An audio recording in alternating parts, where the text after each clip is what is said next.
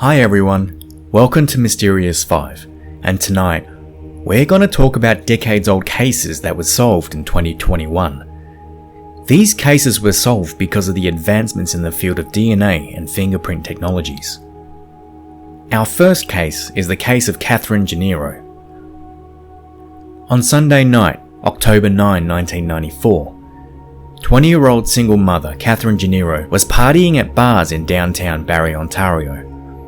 Less than 24 hours later, Katherine's friends found her dead in a basement apartment at 258 Dunlop Street West, near Ann Street. Janeiro grew up in the North York section of Toronto with her parents. She was the only child of Denora and Fernando Janeiro, who were Portuguese immigrants to Canada. At the time of her death, Katherine had a 2-year-old daughter who was with Katherine's parents on the night of October 9. As the investigation began, it was discovered that on that night, Gennaro had invited some people she met downtown to her apartment. It was also found that the apartment's telephone had been ripped out from the wall and was missing. It was assumed that the suspects got rid of the phone because their number might be locked in the memory system. But 1 month later, the telephone was found at a nearby creek with the memory intact, but investigators found nothing useful in it. After this, detectives started looking at evidence that was within the scene. During the investigation, police collected hundreds of pieces of evidence and took hundreds of witness statements. Found evidence was sent to the Centre of Forensic Sciences in Toronto and to a private lab. Police believed Gennaro was entwined in the drug trade and the motive was likely robbery. Police had 6 suspects who were believed to be either responsible or had important information. After a 5-year-long investigation, in October of 1999, the case was transferred to the Ontario Provincial Police to use an unspecified technique that Barrie Police Service couldn't use, but the technique provided no success. In February of 2012, the case was transferred back to Barrie Police. 2 years after this, on October 15, 2014, Barrie Police held a press conference with Gennaro's adult daughter, Dawn Nelson, to mark the 20th anniversary of Gennaro's death. Here, Dawn Nelson told how she grew up without her mother. Nelson said she found out about her mother's death when she was 6 years old and was flipping through the channels at her grandmother's house. She saw a Crime Stoppers episode. It was a reenactment of a young woman being stabbed in her apartment. She said, "As young as I was, I still remember being terrified and sad for this woman and sad for her family." Moments later, a picture of the woman holding her child was put on the screen, and I realized at that moment that was my mother. I knew because this is the same picture that was in my living room to this day. I've never been able to get rid of the hurt and confusion that flooded my mind that night. Detective Rob Gravel said they were watching 2 suspects, and police hoped advancements in the field of DNA analysis would help break down the DNA mixtures of the original 6 suspects and narrow down the search to 2. DNA traces were found at the scene in 1994. 6 years after the conference, police arrested and charged 58-year-old Robert Bruce McQueen on January 13, 2021. People recognise Robert Bruce McQueen as Bruce Ellis because he used his stepfather's last name. Ellis lived in Barrie for a long time. A post on his Facebook account showed that Bruce moved to Innisfil in 2021. Bruce had a reputation as a tough guy while growing up, as told by a former Barrie resident, Paul. Bruce never graduated high school and was often in and out of jail in his younger days. Police didn't provide any specific details about the case because of the ongoing investigations against Bruce, but it was confirmed that Bruce's arrest was possibly because of a tip received in 2019 and that Bruce was known to investigators. It was also confirmed that Bruce and Gennaro knew each other. Good morning. My name is Sergeant Kevin Scales. I'm a detective here in the Barrie Police Homicide Unit. Today I'd like to provide you with an update on a historical investigation. The Barrie Police Service is pleased to announce that yesterday morning a 58-year-old Barrie man was arrested and has been charged with murder in the death of Katherine Janeiro. He is scheduled to appear via video today at the Ontario Court of Justice located in Barrie to be remanded into custody. This investigation began 26 years ago after the discovery of Katherine's lifeless body in her Dunlop Street apartment on Monday, October 10th, 1994. A post-mortem investigation was conducted and the cause of death was determined to be multiple stab wounds. Katherine was just 20 years old at the time of her murder. The arrest that was made yesterday was made possible by new information that was received by the Homicide Unit approximately 1 year ago. As the case manager, I recognize that it is important that every piece of information that is received is closely examined, as you just never know which one holds the key detail you're searching for and will lead your team ultimately to the arrest of the person responsible. We have reached out to Katherine's daughter, Dawn, who was 2 years old at the time of her mother's death, and she has provided the following statement that I would like to read to you. I want to thank those who never gave up hope in looking for my mother's murderer. I wish my grandparents, Gennaro and Fernando Gennaro, were alive to see this day. Grief is the most familiar feeling to me. Closure on my mother's case will help to finally bring me some peace. The charges against Bruce are yet to be proven, and as of now, his trial is ongoing and is appearing before court via video conference.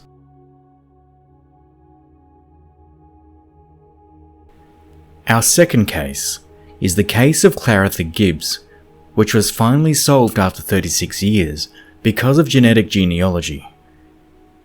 In 1984, Claretha Gibbs lived on Mango Street.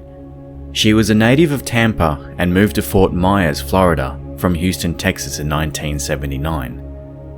On June 26, 1984, Claretha Gibbs, 31, was found suffering from a gunshot wound to the abdomen off of Palm Ave and Lincoln Boulevard by police when they responded to a call of shots being fired in the area.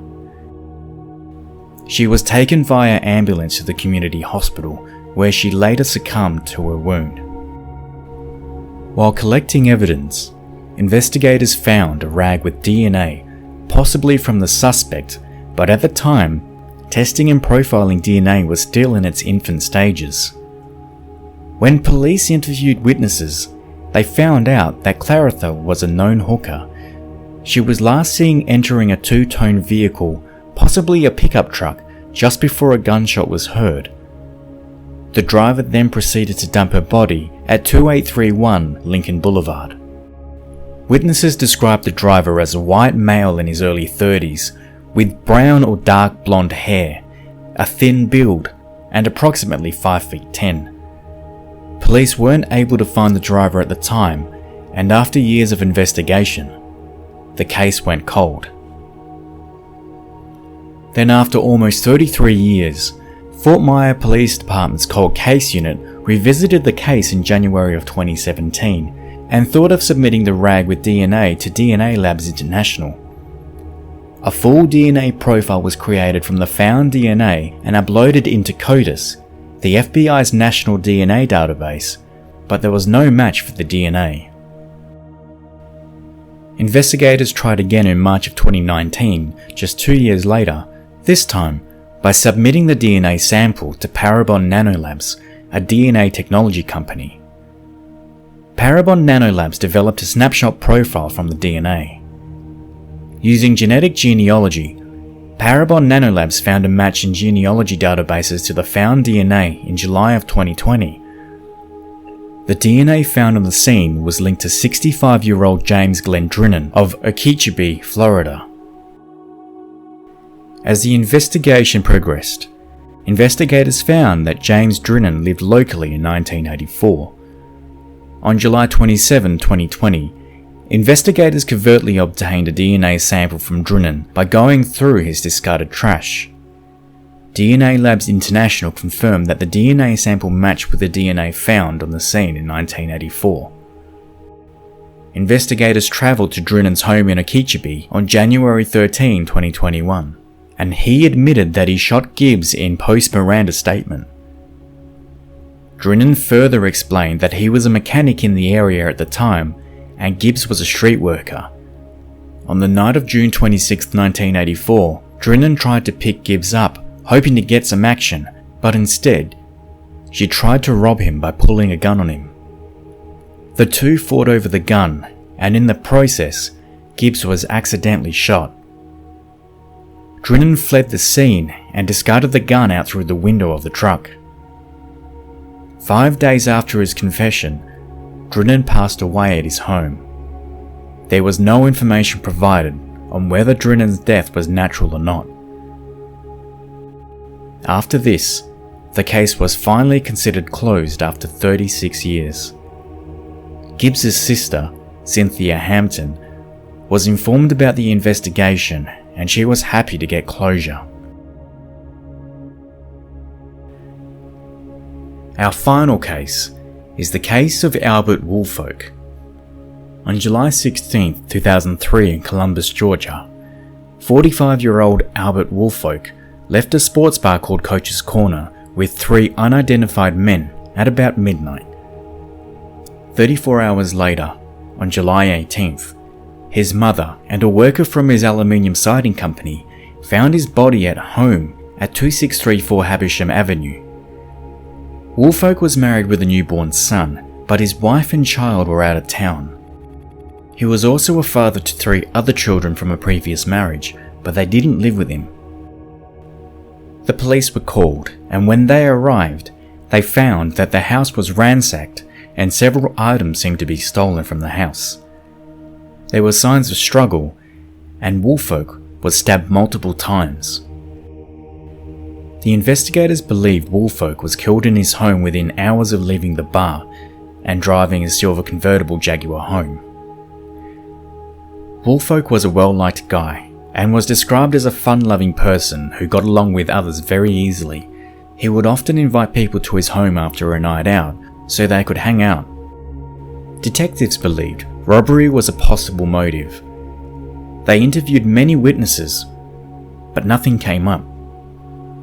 As the extensive investigation failed to find any new leads, the case went cold until February 2020. That's when Detective Stuart Carter was assigned to the case. Carter was able to find a witness who remembered one of the 3 men who left the bar with Woolfolk that night. The witness described the man as a heavy drinker who was known to cause trouble. He played billiards and was known to frequent Columbus bars. The people who worked at the bar, Coach's Corner, described the man in question as about 25 to 28 years old, about 5'10" to 6 feet tall with a medium build and a clean shaven with possible military style haircut. It was also found that Woolfolk was driving a silver Jaguar convertible and the other men were in a brown sedan that night. Detective Carter also used physical evidence during the investigation. That evidence was a set of fingerprints retrieved in 2003. Investigators found a big screen TV was missing from Woolfolk's house during the initial investigation, leaving behind the toppled cable box. At the time, police were able to lift fingerprints from the cable box, but it didn't match Woolfolk or anyone in his family. To assist with the investigation, Detective Carter used the fingerprints found on a cable box retrieved in 2003's investigation. Detective Carter asked a crime scene technician to search the fingerprints on the FBI database, and they found a match. The print matched with Alvin Barfield's right middle finger. 47-year-old Barfield was in the system because of an unrelated arrest. On August 19, 2020, Detective Carter and Matt Sittler travelled to meet Barfield in Myrtle Beach, South Carolina, where he was currently living. Barfield agreed to give an interview, and he told them that he lived in Columbus, Georgia at the time, where he worked as a furniture salesman, but he denied ever knowing Woolfolk or visiting Woolfolk's house. But as Barfield's DNA was found in Woolfolk's home and Barfield's testimony, police issued a warrant for his arrest on December 29th and was taken into custody on January 21st, 2021 by the US Marshal's fugitive. Barfield was taken into custody on today, January 21st, 2021 at approximately 0600 hours. He was taken into custody at Myrtle Beach, South Carolina. The United States Marshal's Fugitive Task Force actually took Barfield into custody. Barfield is currently being held at the J. Rubin Detention Center, which is located in Conway, South Carolina. He's there awaiting extradition to Columbus, Georgia. Barfield was transported to the Muskogee County Jail in Columbus, Georgia on February 2, 2021. He appeared before the court on February 5th and pleaded not guilty. Barfield's attorney argued in the court hearing that Barfield wasn't a flight risk due to his cooperation with detectives, but the judge denied to set bail for him. Police have not been able to find the other two men who left the bar with Woolfolk that night, and police are yet to identify a second fingerprint found at the crime scene. Detective Carter believes that it's unlikely one man could have lifted the large television screen in 2003. And that brings us to the end of the video. If you found this interesting, then be sure to subscribe and hit the notification bell because you don't want to miss what's coming next. As always, thanks for watching.